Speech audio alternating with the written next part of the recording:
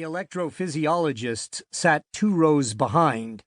The chief, Robert Dressner, an electrical presence himself, more rabbi than physician, spoke of the wonders of radiofrequency ablations, in which radiation-emitting catheters were threaded through veins into the heart to cure many common rhythm disturbances.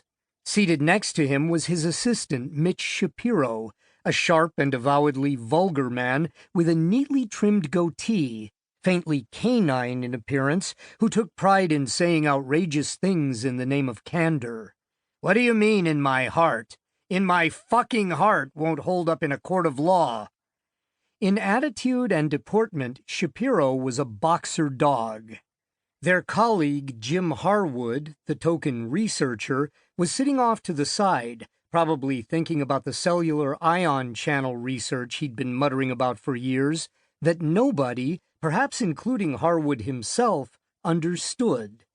Sid Fuchs, the cardiac catheterization chief, had the last word. Fuchs was a weird guy. Word around the hospital was that his studio apartment was occupied by a massive train set. With arched eyebrows over narrow-set eyes, Fuchs resembled a bearded Art Carney. "Don't mind my colleagues," he told us fellows after everyone had said his or her piece. "In the end, cardiology is mostly a problem of plumbing."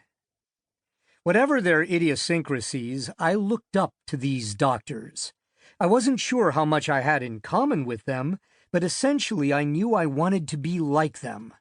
Understanding how and why my grandfather had died and what implications his premature death had for my father, my siblings, and me was fundamentally intertwined with my decision to train in cardiology. The field was also fast-paced and exciting, as if flowing out of the steady beating of the heart itself. Just as important, the considerable effort of cardiology practice was balanced by tangible rewards for patients. Unlike neurologists, master diagnosticians who had depressingly little to offer their patients, cardiologists had been at the forefront of technological innovation over the past half-century. This golden period had witnessed a hailstorm of life-prolonging advances, including coronary bypass surgery, coronary stents, and implantable pacemakers and defibrillators. The dazzling technological complexity of the field was reflected in the apprehension most doctors had in managing heart disease.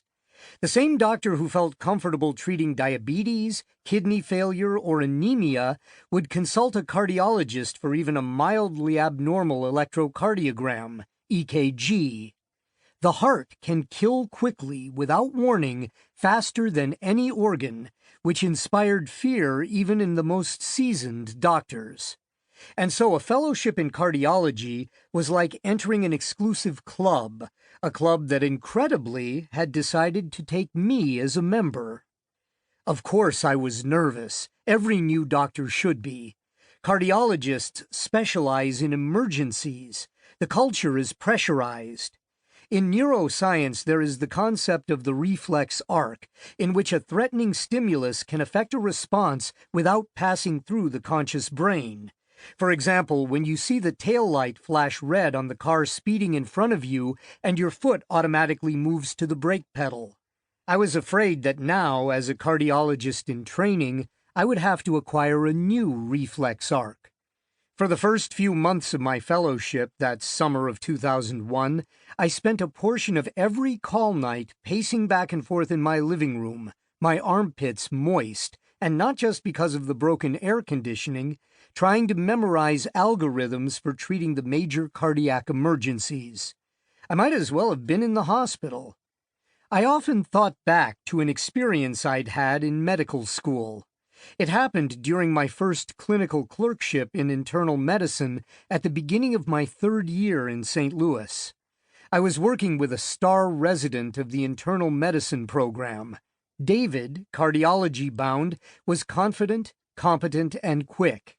He thrived under pressure. One afternoon, my team was called to the Cardiac Care Unit, CCU. A patient, James Abbott, had just been admitted with excruciating chest pain that had started